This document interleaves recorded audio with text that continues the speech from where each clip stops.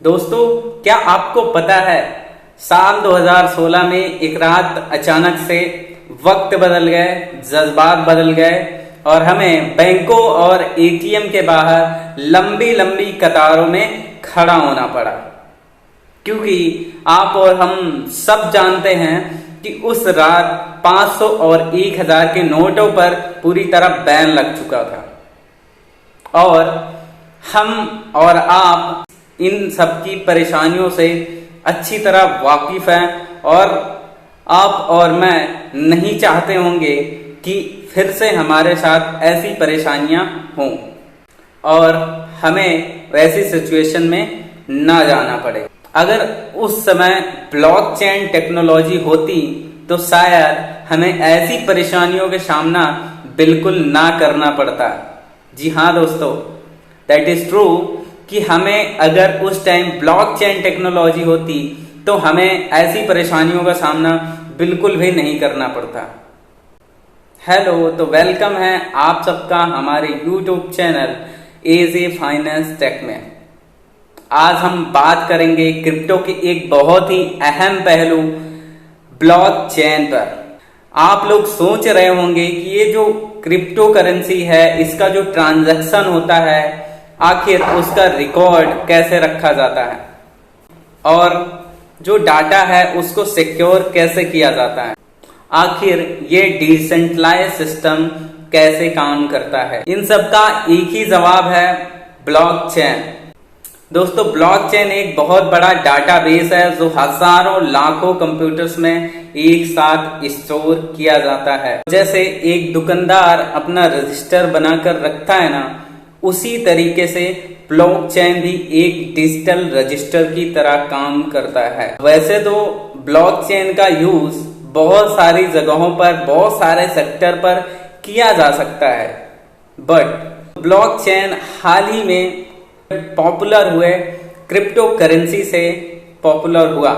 वैसे तो ब्लॉकचेन एक एक्सपेरिमेंट के तौर पर 1991 में आया, बट पॉपुलर तब हुआ जब हाल ही में साल 2009 में बिटकॉइन आया।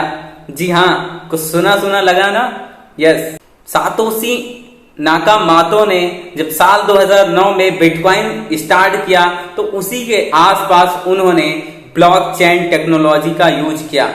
क्रिप्टो करेंसी के ट्रांजैक्शन के लिए ब्लॉकचेन टेक्नोलॉजी का उन्होंने फर्स्ट टाइम यूज किया।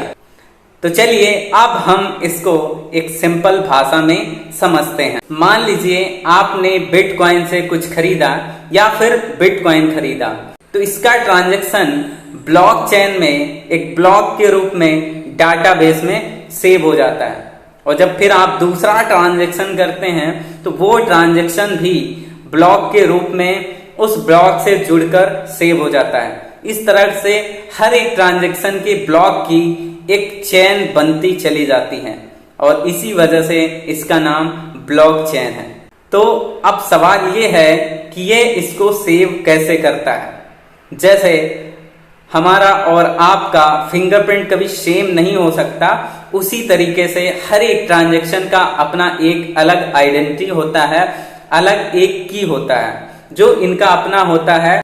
क्योंकि ये एक डिसेंट्रलाइज्ड सिस्टम है, अगर चेन के किसी भी ब्लॉक में कोई भी दिक्कत आती है तो इससे बाकी के ब्लॉक्स पर कोई भी फर्क नहीं पड़ता है। तो ब्लॉकचेन एक ऐसा सिस्टम है जिसको ना तो हैक किया जा सकता है, ना ही कोई भी डाटा इरेज किया जा सकता है और ना ही इसे डिलीट किया जा सकता है। तो डियर फ्रेंड्स, आप मानो या ना मानो, ब्लॉकचेन का फ्यूचर बहुत बड़ा होने वाला है क्योंकि ब्लॉकचेन का यूज लगभग सभी जगहों पर स्टार्ट होने वाला है। क्योंकि इसके बहुत सारे फायदे हैं। पहला, क्योंकि ये डिसेंट्रलाइज्ड सिस्टम है तो इसमें अपलोड जानकारी किसी सरकारी दफ्तर या फिर लाइब्रेरी की तरह नहीं रखी जाती। इसको मैनेज करने के लिए, इन्वेंटरी के लिए किसी मिडिलमैन की भी जरूरत नहीं होती। दूसरा, इसमें अपलोड जानकारी को हम कभी भी एक्सेस कर सकते हैं और अपने ट्रांजैक्शन पर नजर रख सकते हैं। इसकी वजह से फ्रॉड के चांसेस बहुत कम हो जाते हैं। तीसरा, ब्लॉकचेन पर किसी भी ट्रांजैक्शन को बहुत ही आसानी से ट्रेस किया जा सकता है, यानी कि पुरानी सी पुरानी फाइल को हम सेकंडों के अंदर देख सकते हैं।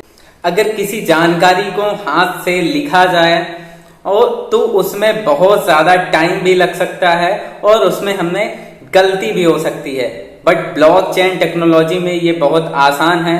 किसी भी जानकारी को बिना किसी गलती के तुरंत ही डाटाबेस में सेव किया जा सकता है। That's the beauty of blockchain. और आखिरी, जैसा कि मैंने पहले भी बताया कि ये ब्लॉकचेन टेक्नोलॉजी बहुत ज्यादा सेफ है, तो हम बिना डर के किसी भी जानकारी को हम ब्लॉकचेन के ऊपर टेंशन फ्री होकर सेव कर सकते हैं। क्या आपको पता है आज बहुत सारे भारतीय बैंक इस ब्लॉकचेन टेक्नोलॉजी का यूज करना स्टार्ट कर दिए हैं, जैसे ई-केवाईसी, ई सिग्नेचर से डॉक्यूमेंट वेरिफिकेशन के लिए और कॉमर्शियल लेटर्स को लिखने के लिए। हमारी भारत की नीति आयोग ने भी इस पर व्हाइट पेपर पब्लिश कर दिया है, जिस पे ई गवर्नेंस के यूज को लेकर बात की गई है। और एक मजेदार बात बताऊं आपको, फ्लोरिडा के एक आदमी ने सन 2011 में 10,000 बिटकॉइन से 2 पिज्जा खरीदे थे और आज एक बिटकॉइन की कीमत लगभग 20 लाख रुपए है। तो आप अंदाजा लगाइए कि आज के टाइम पे एक बिटकॉइन से आप कितने पिज्जा खरीद सकते हो और 10,000 बिटकॉइन से आप कितने पिज्जा खरीद सकते हैं, ये हमें आप कमेंट बॉक्स पे जाकर बताइएगा। बाकी ऐसे ही आपको क्रिप्टो के जबरदस्त मजेदार फैक्ट्स लाते रहेंगे। देखते रहिए एज ए फाइनेंस टेक। अगर आप इस चैनल पर नए हैं तो चैनल को सब्सक्राइब कर लीजिए, क्योंकि आप भी क्रिप्टो की तरह भारत का भविष्य हैं। Thank you so much for watching this video.